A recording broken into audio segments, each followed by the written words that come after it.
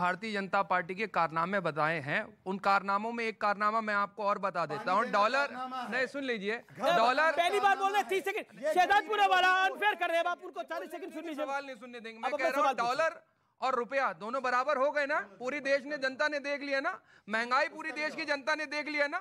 450 रुपए का सिलेंडर आपको महंगा लगता था, आज 1100 रुपए के पार है, आपको सस्ता लगता है। अच्छा, ओवैसी पर आपके कहते हैं? देखिए, ओवैसी साहब के बारे में ये कहना कि वो एक अकेले मुसलमानों के लीडर हिंदुस्तान में ना है, ना वो बन पाएंगे, और ना कृपया करके आप लोग बनाइए उनको। इस देश में बहुत अच्छे अच्छे पढ़े लिखे मुस्लिम लीडर हैं और बहुत सी अच्छी सेकुलर पार्टी। कांग्रेस के विधायक ने लिखा, क्योंकि आप कांग्रेस की बहुत प्रशंसा करते हैं, जो कांग्रेस के विधायक ने कहा कि मुसलमान कांग्रेस को बचा सकते हैं और देश को भी बचा सकते हैं, उस राय से सहमत हैं आप? कांग्रेस की प्रशंसा आज से थोड़ी ना, कांग्रेस का इतिहास उठा के देख लिए, मौलाना आजाद उसकी प्रशंसा करते थे।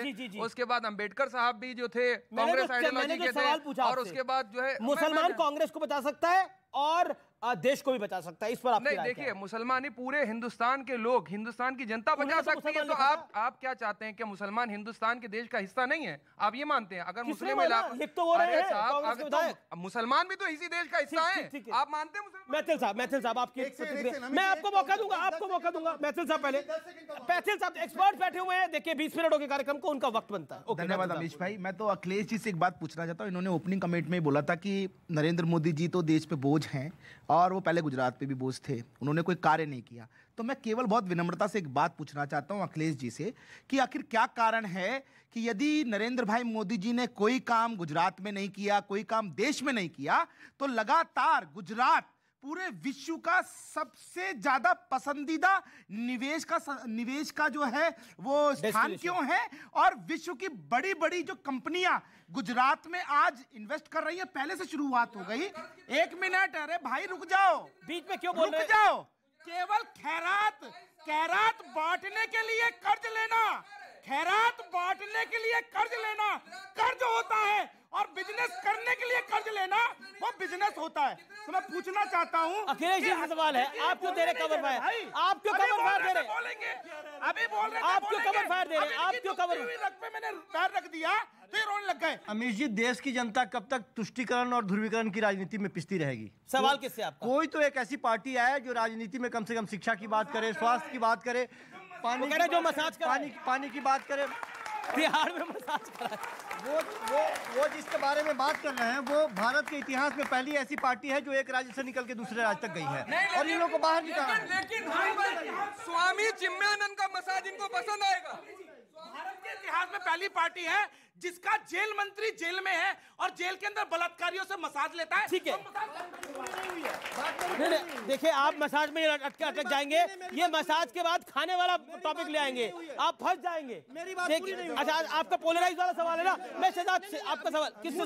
सवाल किससे? शहजाद भाई जब उपलब्धि गिना रहे थे, ठीक है, तो बड़ी आसानी से गुजरात के शिक्षा और स्वास्थ्य को वो टाल गए। ठीक है, देखिए एक करके आप दोनों की बात से आ रहा हूँ, बोलिए, मैं आपको बताऊंगा, आपको मौका दूंगा। जी देखिए, शहजाद, तुष्टीकरण और ध्रुवीकरण की बात वो कर रहे हैं जिनके मंत्री राजेंद्र पाल ने शपथ दिलवाई कि ब्रह्मा विष्णु महेश में विश्वास नहीं रखना है, और गोपाल इटालिया कहते हैं कि कथा और मंदिर में जाने वाले लोग डैश डैश है, और नरेंद्र मोदी जी की मां को तक अपशब्द बोलने का अगर दुस्साहस किया है गुजरात की महिलाओं को, तो गोपाल इटालिया वाली इनकी आम आदमी पार्टी है। एक बात मैं मानता हूं, भाजपा के ऑफिशियल प्रवक्ता होने के नाते मैं मानता हूं कि नरेंद्र मोदी की कोई औकात नहीं, और नरेंद्र मोदी बोझ है।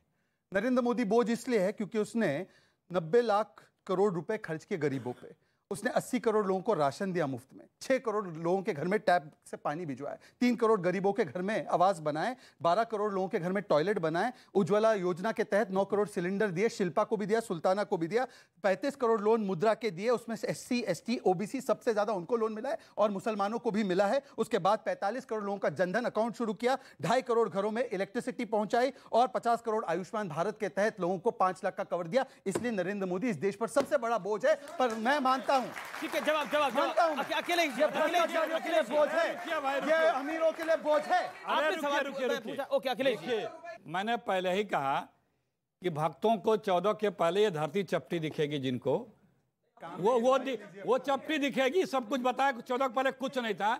ये भाई साहब बता रहे हैं गुजरात 14 के पहले हिंदुस्तान का सबसे अग्रणी, सबसे डेवलप स्टेट में था। मोदी जी जब मुख्यमंत्री तब और आज के तारीख तक एक भी सरकारी मेडिकल कॉलेज गुजरात में नहीं बनाए। पता है आपको?